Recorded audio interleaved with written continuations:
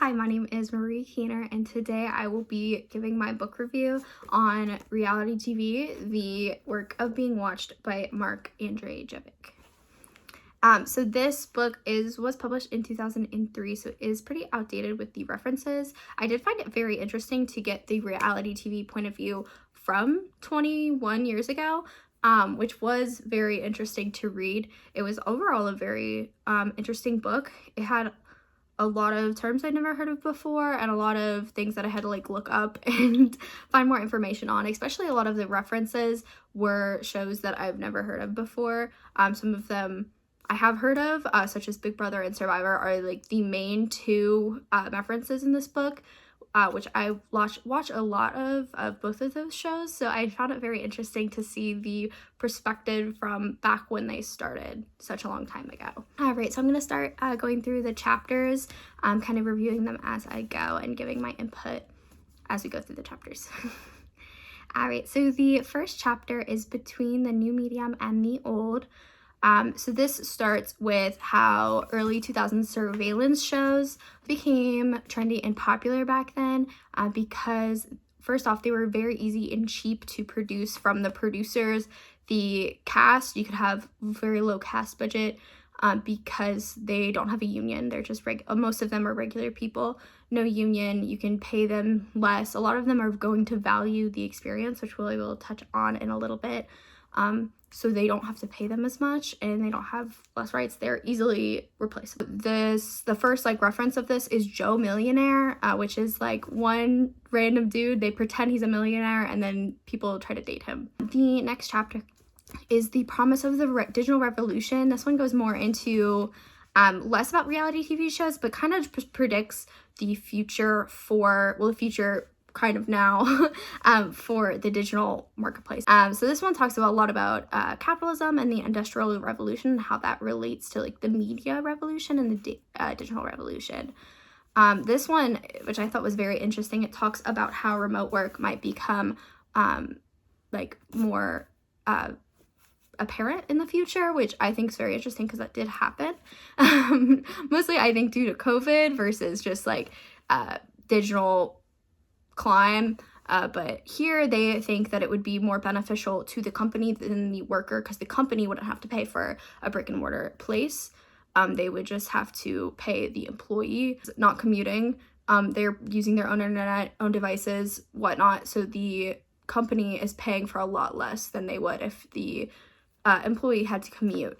I also kind of predicted online marketplaces such as online shopping is a lot more popular than in-person shopping. The digital enclosure and how the way on online commons is prioritized. This also talks about viewer participation in reality TV, how talking about online and voting is important. And that also talks a lot about how TV can sell product and they want to streamline that to basically you see a product on the TV and then you can click it and buy it right from your TV or from your computer, which I think is pretty accurate to what you can do today. Chapter 3 is Rediscovering Reality. So this is a lot about the webcams. So it starts with Jennifer Wrigley. She made JennaCam, which is one of the first blogs where she just streamed her life 24/7. It just had her room, and people were able to peek in and just view 24/7, I believe, her life. It got, I think, about 5 million views at a time, where people just pop in and view what she was doing. This transitions into Big Brother. With Big Brother, there is live feeds that you can watch 24/7 on the participants and the cast in the show. So that kind of transitions into that and that voyeuristic appeal. This can be boring and mundane because some people aren't screaming 24/7 or fighting. So especially with Jennifer Wrigley, it was just her blank room a lot of the time when she wasn't even in it, or her working on her computer, which is not entertaining, which streams into family reality TV shows, how they can edit them down a lot to produce examples were American Family and The Osbournes. They're more documentary style and you can make it very exciting. Many scandals were also consumed at this time as entertainment, such as the O.J. Simpson, Chase and trial, and Bill Clinton and Monica Lewinsky. Chapter 4 is called The Kinder, Gentler Side of Big Brother. This is not the TV show. This is the term Big Brother, which is Big Brother's always watching, like cameras, government always watching, which I think has progressed more today than ever. You know, you always think people are watching your cameras. People are always listening to you. That's how ads are personalized, which is talked a lot about in this chapter on how personalization and stuff like that will occur because they're always watching. So the goal of media is to soften that, to make it seem like it's more fun and it's more good because it personalizes. So in reality TV, audience participation softens that. Also, perpetual surveillance shows such as Big Brother are harder to fake because you can't act 24/7 for 3 months. That would be pretty difficult, I think. So they have to cast individuals from all different backgrounds so that they clash. So they cast young people and older people, so that way with different perspectives, different life experiences, that way it's easier to clash. If you have a bunch of people who are all acting, or people who are all the same, they're not going to have as big as a turmoil or interesting dialogue there. This results in everyone thinking that they can be cast. Chapter 5 is titled Access to the Real. So this chapter and the next chapter, chapter 6, are pretty much entirely about the first season of Big Brother. So this was Big Brother 2000. It was the first Big Brother in the US. There were Big Brothers in other countries, and then it transferred to the US. So this one is pretty much completely, like, not at all like the Big Brother today if you are familiar with it. There was very low stakes challenges. They just did like jigsaw puzzles, and they didn't have voting between the cast. It was just America voting. So basically it was very boring for people to watch on the surveillance feeds because it was just people hanging out. The cameras also became kind of a character and a gimmick, which is unlike the shows like Survivor, where you don't see any cameras, you just kind of follow everybody around. But here the characters literally talk to the cameras. So the author of this book actually reached out to people who were on Big Brother forums at the time in 2000, and he got kind of their perspectives. They said that they really liked reality TV because it's more than just entertainment. You get actually an insight into a regular person's lives. They liked to use the reactions of the house guests and viewers to predict the future and how people would react in the future to media, and just kind of see where the world is based on how people acted.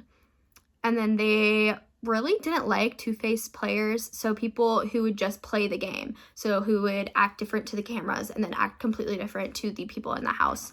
So they didn't really like that, which I think is very interesting because I think that's completely different to today, how people like when people play the game to win, where here back in 2000 people really wanted people to be their authentic selves. Chapter 6 is called It's All About the Experience. So in this one, it was basically about how the cast actually just enjoyed being there. They wanted to be on Big Brother. They did not care about winning the $500,000.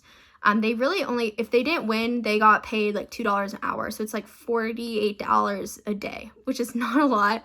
It's hardly like a stipend to live off of. But most of them valued the experience over money. They wanted to be voted out. They wanted to play the game and be there and be on TV. To prove this, the cast were offered at one point of this first season $50,000 to leave because the producers thought it was too boring. They wanted to bring somebody else in who was more exciting. So they offered them $50,000 to leave, and no one did because they valued the experience more than money. Chapter 7 is called Reality TV and Voyeurism. So this one really focuses on voyeurism and people watching. This focuses on a show called Temptation Island, which basically split 4 couples up and made them date new people. This was voyeuristic for the viewer and also the people in the show, because what happened was couples would go on dates separately with single people, and then the couple could choose to watch the date or not. And if they chose to watch, then it would force the other person in the couple to watch their date. So you could kind of either sabotage your couple to make them jealous. This was very splitting for America. Didn't like it because it was basically challenging people to be in infidelity. The last chapter of this book is called Survivor and Uncanny Capitalism. Survivor was the most successful in the classic format. I think that's still true today. I believe is more successful to Big Brother due to it has a bigger production value. It is not shot in real time. In Big Brother, you're literally watching it as it happens, and then the TV show is put on a couple days later, where in Survivor it's already happened. It's happened months ago. So they're able to have nicer cameras, people on the ground. They had a crew of over at least 100 people with fancier cameras than Big Brother.